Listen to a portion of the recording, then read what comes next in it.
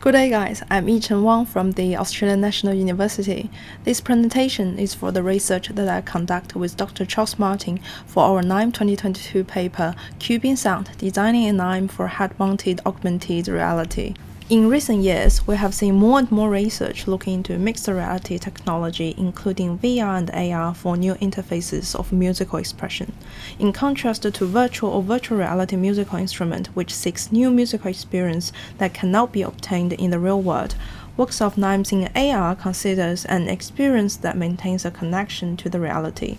These systems can be designed as an augmented sonic experience to some real-world features or a new musical interface or expressions which could collaborate with other musicians in the reality for music ensemble and performance. More importantly, with advanced hand gesturing that is enabled in the head-mounted displays in AR devices, a NIME design can facilitate a more flexible control over sonic element without the restrictions from the desktop, as well as implies a more embodied relationship while playing the music.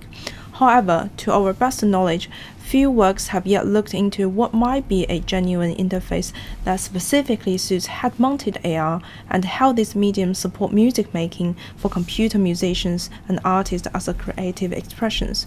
Therefore, in this work, to address these questions, we took an autobiographical approach, taking the role both as the designer and the user/performer to explore a genuine design of NIME for the head-mounted AR.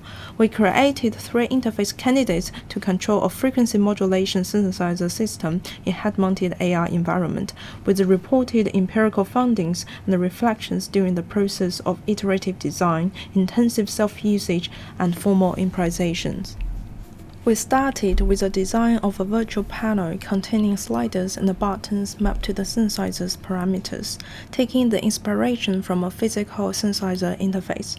This interface consisted of a 3D cube, a primitive of computer graphics, which the virtual buttons and faders are laid out at the one side of the cube, mapping to all the sound parameters of a FM synth, which can be operated through hand gestures. During our testing and use in its development, we found using freehand gestures to control the synthesizer's panel requires accurate manipulation, which actually costs an amount of time due to the nature of virtual hologram instability in this AR environment. We also reported tiredness during the 3-minute improvisations, as arms are kept lifting during the time of interacting with this interface. These findings suggest that our normal way of interacting with physical interface does not work, and new interactions should be considered in dealing with this novel environment.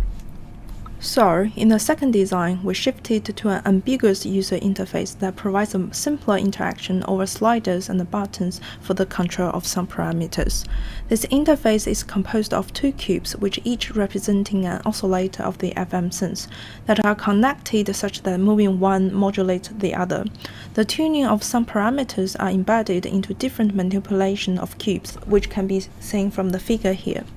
Through the usage of this interface, we noted that the ease of use had been increased by aggregating the control of several parameters to one, but this came at a cost of diversity and richness as a musical instrument, as most of the sonic options have been hidden.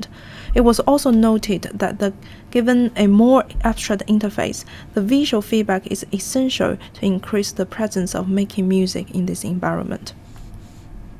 With the reflections of simple interactions and the demand of sophisticated sonic options, in our last design, we created an interface composed of a series of individual sound cubes, which each representing a musical note.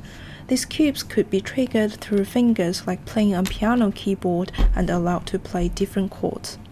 As reported in our reflections during the improvisation, the design provides more flexibilities as well as sound-making opportunities. By experimenting 3 musical interface prototypes, we have seen different interactions options in the head-mounted AR environment, from a pure control of some parameters to a more flexible interface which allowed the performer to explore and engage by themselves. We also noted the importance for the design for visual feedback in this environment for increasing the presence of music for the user. In the future, we are thinking about using the last interface for improvisations in performing arts and musical ensemble, and more detailed in our paper portal.